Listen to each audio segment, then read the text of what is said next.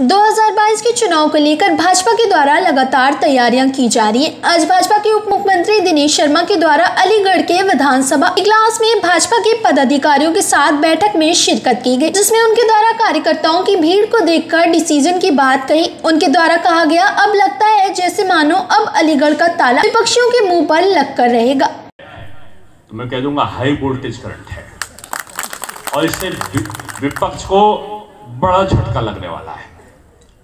इसपा, बसपा, माकपा, बाकपा, इधर का उधर का, हैदराबाद का कोई मुझे कह रहा था कि आग उगलते हैं आके हैदराबादी नेता, और उत्तर प्रदेश में वो सांप्रदायिकता पैदा कर देंगे। तो किसी ने कहा दीदी वाला बंगाल का कुछ लोग आने वाला है और मोदी जी और योगी जी के खिलाफ चुनावी मैदान में माहौल बनाने वाला है। तब तक किसी ने कहा कि जो बीजेपी से चली गई शिवसेना, वहां के लोग भी अब विपक्ष के साथ में मिलकर, महाराष्ट्र के लोग आकर उत्तर प्रदेश के चुनावी मैदान में कुछ लोग कूदने वाले हैं।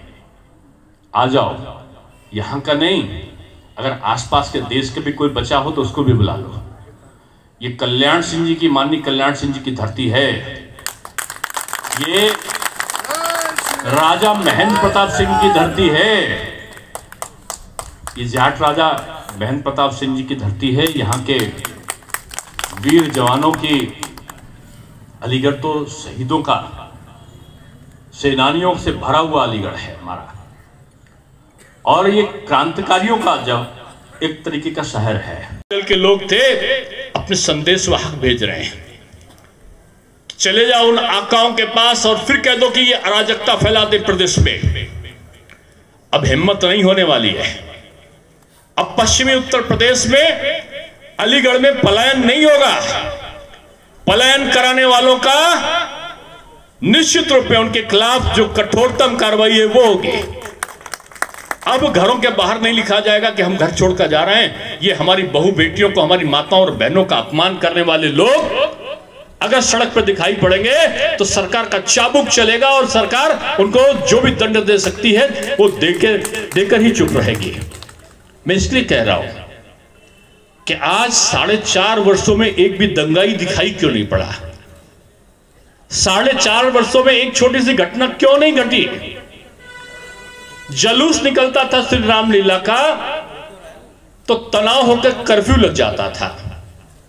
माता दुर्गा की पूजा होती थी तो कर्फ्यू के सामने साए में प्रतिबंध लग जाता था। रामलीला आने से पहले ही तमाम प्रकार की दुर्भावनाओं से ग्रसित होकर आदमी डरकर सिहर जाता था। दिन में शाम को 5-6 बज जाए तो माताएं बहनें घरों के अंदर हो जाती थी पश्चिमी उत्तर प्रदेश के। उसमें कल शामली गए थे, कैराना गए थे माननीय मुख्यमंत्री जी। पलायन करके जो लोग गए थे लौट कर अपने घर आए।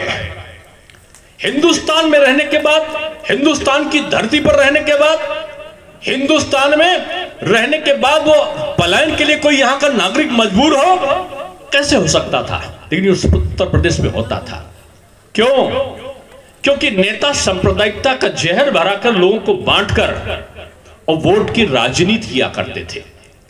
बीजेपी ने कहा नहीं चलेगा, और भारतीय जनता पार्टी की सरकार में आपने देखा होगा हमने भेदभाव किसी के साथ नहीं किया।